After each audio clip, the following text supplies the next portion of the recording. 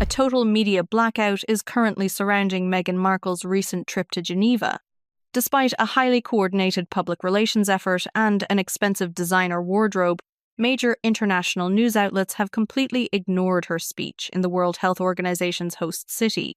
The question is no longer whether her global appeal is fading, but why the mainstream media has decided to stop covering her altogether. Let us review the exact events of May 17th. At exactly 3:15 in the afternoon, Meghan stood at the Lost Screen Memorial to deliver a speech on internet safety. Her team had heavily promoted this appearance as a major diplomatic milestone, aiming to position her alongside serious global humanitarian figures. To prepare for the address, organizers set up steel crowd control barriers, anticipating a massive turnout of international press and devoted supporters. However, unedited footage from the plaza reveals a starkly different reality. The speech took place directly next to an active, everyday city bus stop. Instead of an engaged and swelling audience, the footage shows regular commuters going about their daily routines, completely unbothered by the cameras. Directly behind the steel barriers, a woman holding a shopping bag repeatedly checked her watch, simply waiting for the number 12 bus to arrive. Shortly after, a local cyclist rode into the frame. He stopped his bike, glanced at the Duchess for no more than 3 seconds, shrugged, and pedaled away.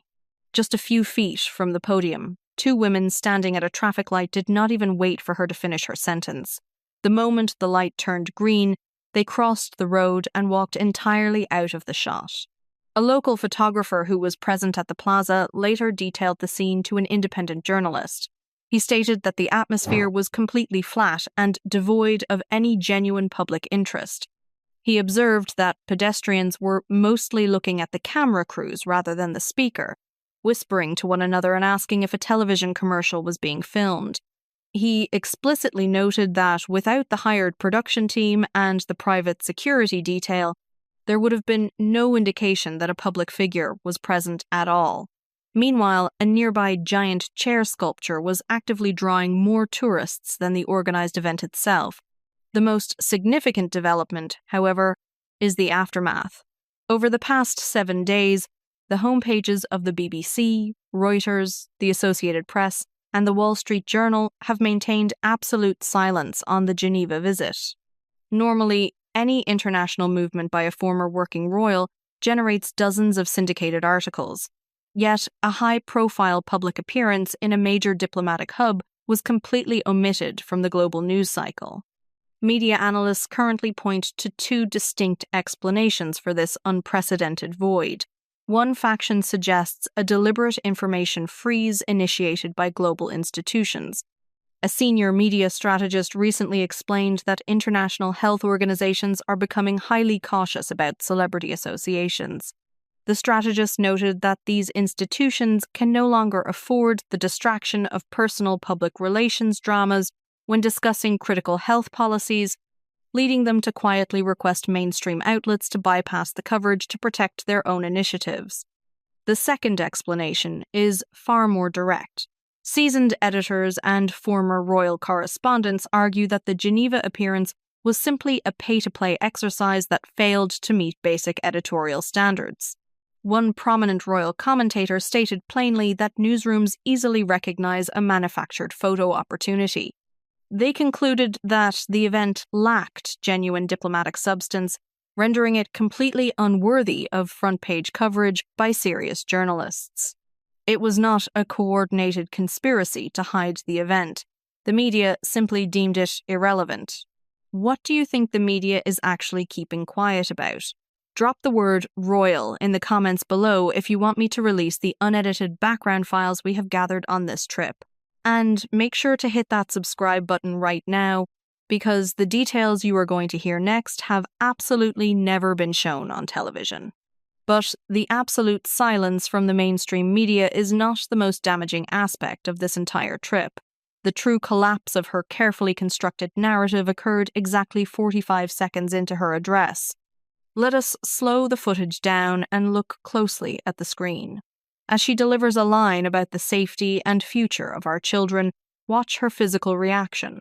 Her hand quickly goes up, She touches the side of her nose and lets out a sharp sniffle. She immediately flicks her eyes downward, attempting to project the image of a mother overcome by the heavy emotional weight of the moment, desperately trying to blink back a tear. However, body language analysts and thousands of viewers instantly pointed out the glaring disconnect. In a genuine moment of sorrow, there is a natural emotional progression, but here there was no build-up. There was no subtle break in her voice, no wavering breath, and most noticeably, there was no actual tear. Her facial muscles remained tight. It was a mechanical, isolated gesture that appeared out of absolutely nowhere. Observers noted it looked exactly like a rehearsed stage direction, as if she suddenly remembered halfway through her closing sentence that she was supposed to appear heartbroken. The performance felt deeply unnatural, completely devoid of the authentic warmth required when speaking about such a sensitive and tragic topic. Yet, the physical performance is only the surface of the problem. The actual words she spoke have triggered a massive controversy that is currently tearing through online forums and independent news cycles. Shortly after the video circulated, medical professionals and academics began analyzing the text of her speech. Multiple independent reviewers, alongside reports from outlets like Radar Online, have highlighted deeply concerning similarities between her remarks and the published research of Dr. Dana Suskind, a highly respected pediatric surgeon at the University of Chicago. For a woman who has built her entire post-royal brand on being an original, authoritative voice on global humanitarian issues, the accusation of lifting material from a medical professional is devastating. The allegations, however, go much deeper than mere imitation. Tech analysts and digital linguists who reviewed the broadcast pointed out that the speech lacks any personal warmth or unique human cadence. Instead, they argue that the unusual phrasing, the repetitive rhythm, and the highly predictable generic structure bear the undeniable hallmarks of artificial intelligence. The pacing and formulation of the arguments mirror the exact output style of popular language models like ChatGPT. Stop and consider the sheer magnitude of that contradiction. She deliberately positioned herself at the Lost Screen Memorial, a somber and sacred space dedicated to young people whose lives were tragically destroyed by the unregulated dangers of digital platforms and social media algorithms. She flew halfway across the world to deliver a stern, high-profile lecture condemning the severe harms of technology and the digital exploitation of youth. Yet, she is now facing widespread, credible accusations that she utilized that very same digital technology, an automated algorithm, to write the speech she used to mourn those victims. To stand in front of grieving families and publicly condemn the tech industry while allegedly relying on artificial intelligence to generate a fabricated moment of empathy is a breathtaking display of hypocrisy. It is a disconnect so profound that it permanently damages her credibility, transforming what was supposed to be a compassionate royal moment into a hollow, heavily scripted public relations disaster. If you believe that relying on artificial intelligence to generate a sense of empathy for grieving families is the most damaging revelation of this trip, you need to look a little closer. Let us rewind the timeline. Exactly 3 hours before she stepped in front of the cameras at the memorial in Geneva, she uploaded a picture to social media. Take a very close look at this image. On the surface, it is presented as a sweet, candid moment, warmly captioned Mama's Little Helper. It is a mirror selfie taken inside a sprawling walk-in closet, surrounded by an estimated $250,000 worth of high-end fashion. Down at the bottom of the frame, kneeling on the floor, is her 4-year-old daughter. But when you carefully analyze the visual composition of this photograph, a completely different reality emerges. Notice the camera angle and the depth of field. The true focus of the image is not actually the child. The framing is meticulously calculated to highlight exactly what is hanging in the immediate foreground. Perfectly positioned, sharply in focus, and angled for maximum visibility are the black shoes and the tailored Armani suit she was scheduled to wear to the event later that afternoon. The young girl is positioned down at her feet, visually secondary to the garments. It was not a spontaneous, private family memory.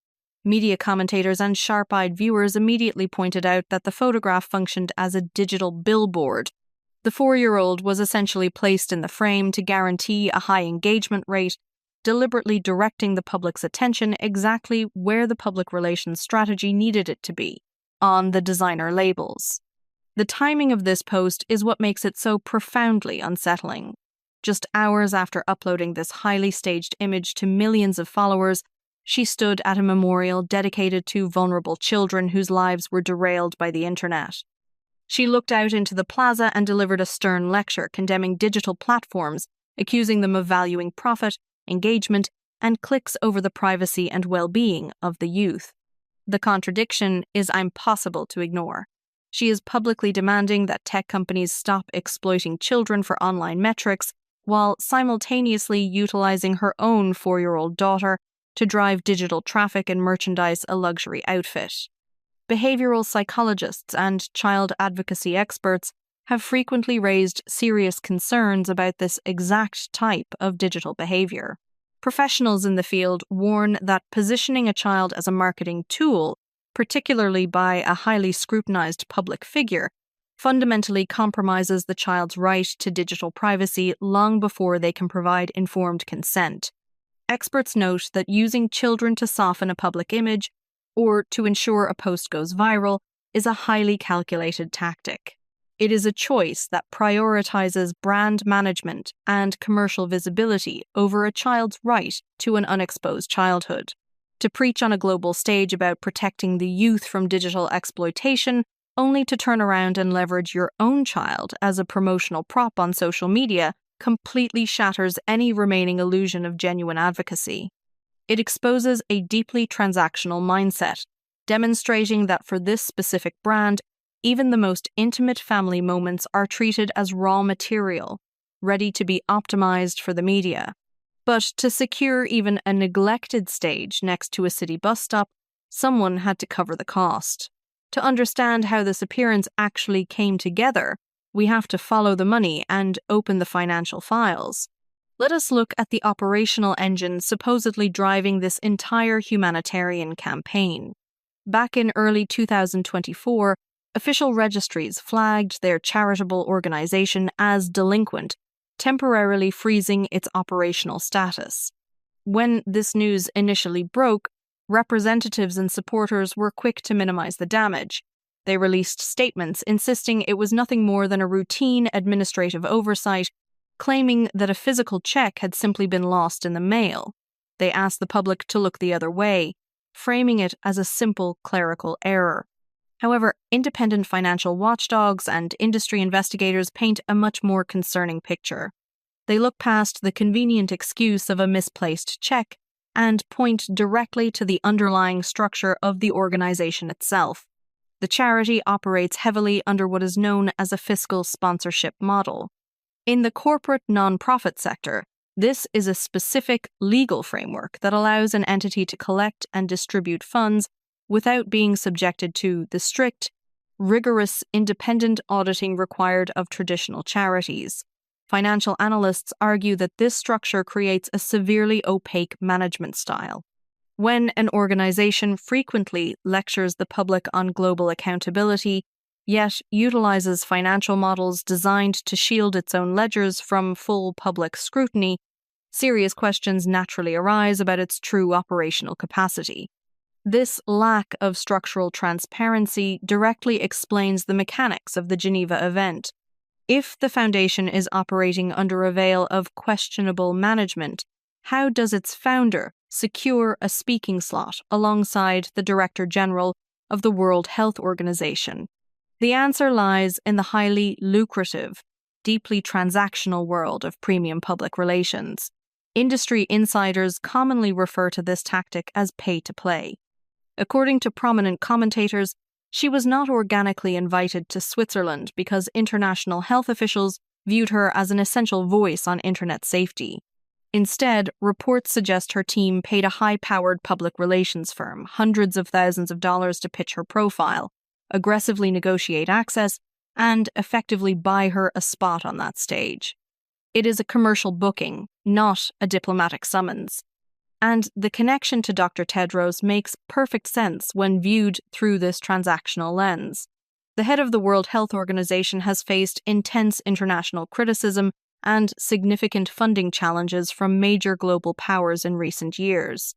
He is a deeply polarizing figure navigating his own crisis of credibility. When a highly controversial institutional leader needs a sudden burst of mainstream visibility, and a former royal is willing to pay top dollar to rent a platform for her humanitarian rebrand, a mutual agreement is easily reached. It is not an organic alliance born out of a shared dedication to public service. It is a strategic transaction. It is two struggling brands, both facing severe deficits in public trust, agreeing to share a microphone in a calculated attempt to legitimize one another. The British royal family watched this entire spectacle unfold. But rather than issuing a reactive press release or engaging in a public war of words, the palace responded with a calculated, silent move right in the heart of Geneva. Less than 48 hours after the empty bus stop incident, the doors of the World Health Organization opened for a genuine working royal. Sophie, the Duchess of Edinburgh, arrived in the exact same city. However, the scene could not have been more different. There was no security circus. There were no aggressive crowd control barriers, no hired paparazzi trying to manufacture a frenzy, and absolutely no need to merchandise a luxury wardrobe on social media beforehand. Dressed with quiet elegance, she walked into the headquarters not as a celebrity seeking the spotlight, but as a dedicated global ambassador. Her mission was focused entirely on the prevention of blindness and supporting actionable medical initiatives. She sat down at the table with senior health officials, took notes, and engaged in complex policy discussions. She was not there to read a heavily scripted monologue to an empty plaza. She was there to do the actual, quiet work of international diplomacy. The difference in how she was received was immediate and striking. When a self-funded public relations tour rolls into a city, you get a confused shrug from a passing cyclist and pedestrians who simply want to cross the street. But when a true representative of the crown arrives, the atmosphere fundamentally shifts. Inside those conference rooms, the Duchess was met with genuine respect and formal bows from global diplomats. They did not need a six-figure public relations firm to convince them to listen. This authentic respect extends far beyond closed boardroom doors, reflecting a stark reality about true global appeal. You only have to look at the recent European appearances of working royals to see the difference. Much like the overwhelming organic affection shown for Catherine, the Princess of Wales, where thousands of locals packed historic town squares, genuinely cheering her name and handing her handmade gifts, Sophie commands that exact same institutional authority. True royal presence draws real, passionate crowds because the public recognizes authenticity. You cannot buy that level of organic affection, and you certainly cannot manufacture it with a camera crew. This visit was not a scheduling coincidence. It was a masterclass in institutional communication. By placing the Duchess of Edinburgh in the very same diplomatic arena just days after a heavily criticized media stunt, the royal family delivered a powerful, unspoken message to the world. They drew a permanent, visible line between a commercial influencer and a dedicated public servant. The underlying message from the palace was loud and clear.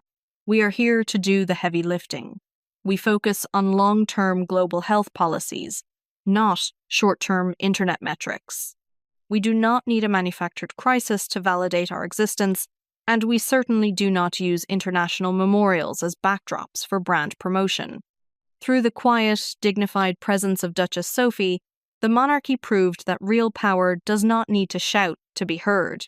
It simply shows up and gets the job done, leaving the artificial public relations campaigns to fade quietly into the background. This brings us directly to today, May 24th, 2026. This is the precise moment the monarchy effectively dismantled the illusion, separating authentic public service from manufactured public relations. When we lay out the timeline matrix of the past 7 days, a masterfully executed strategy by the palace emerges. Let us review the sequence. On the afternoon of May 17th, we witnessed the empty bus stop speech and the highly controversial use of a 4-year-old child for digital merchandising.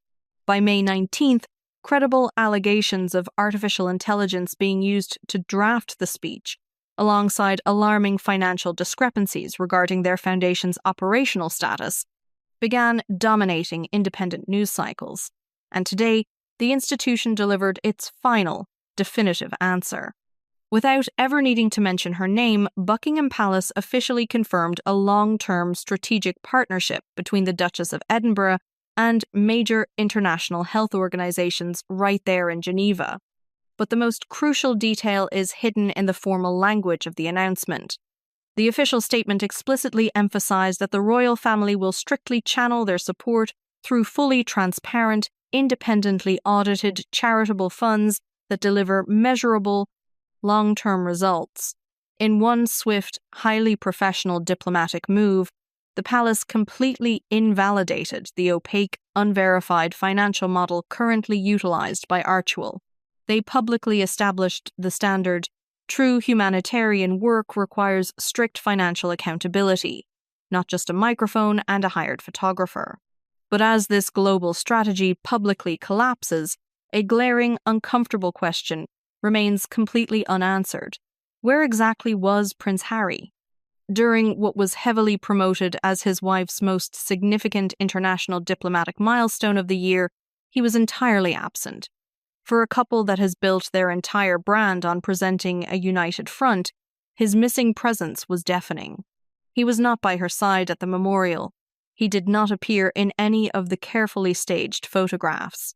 He left her to face the empty plaza, the indifferent commuters, and the global scrutiny completely alone. This striking absence directly explains her highly unusual behavior the second the cameras stopped rolling. For the past 7 years, we have watched her routinely linger after every public appearance. She typically works the room, ensures she is front and center for every group photograph, and maximizes her time in the spotlight. But not this time. The moment her speech in Geneva concluded, she turned and immediately bolted for the waiting security vehicle. There were no warm handshakes with the grieving families. There was no polite mingling with the diplomatic delegations. She simply vanished. It was the immediate reaction of someone who realized exactly how badly the spectacle had failed, desperate to escape the scene before the empty reality of the situation could fully set in. The carefully curated empire in Montecito is visibly fracturing from within. Behind closed doors, the fallout from the Geneva disaster has reportedly reached a boiling point. Emerging leaks from inside their usually tight inner circle suggest that Prince Harry actually left the mansion shortly after witnessing the overwhelming media backlash and institutional rejection resulting from this trip. As their public credibility hits an absolute low, many observers are now questioning if their highly managed partnership can even survive the upcoming summer. What happens when the public relations budget finally runs out and the royal connection is permanently severed? Make sure your notification bell is turned on, because the next video on this channel will decode the details of the prenuptial agreement that insiders claim has just been actively reviewed. See you then. Do you want to focus the next video entirely on the financial breakdown of the prenuptial agreement, or should we lean into Harry's solo movements following his departure from the Montecito mansion?